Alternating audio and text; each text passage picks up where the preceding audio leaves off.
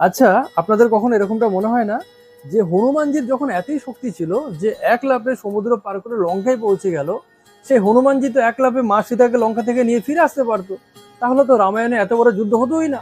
যারা রামায়ণ পড়েনি তাদের মধ্যে এরকমই একটা প্রশ্ন ঘুরে বেড়ায়। হনুমানজি কিন্তু মা সীতাকে বলেছিল যে আমার মধ্যে সেই শক্তি আছে, আমি চাইলে পুরো লঙ্কা সমেত লঙ্কার রাবণকেও তুলে নিয়ে যেতে পারি। মা সীতা প্রথমে বিশ্বাস করেনি, তখন হনুমানজি সেই শক্তি প্রদর্শন করলেন।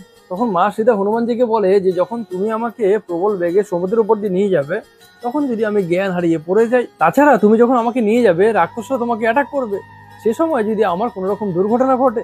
এইসব বাদ দিলেও আমি কোনো পরপুরুষকে স্পর্শ করতে চাইছি না, আমি চাই রাম এসে যুদ্ধ করে আমাকে জয় করে নিয়ে যাক। তুমি যদি এইসব ওষুধদেরকে মেরেও আমাকে নিয়ে যাও, তবে রামের এখানে কোনো রকম যশ হবে না, কোনো খ্যাতি হবে না।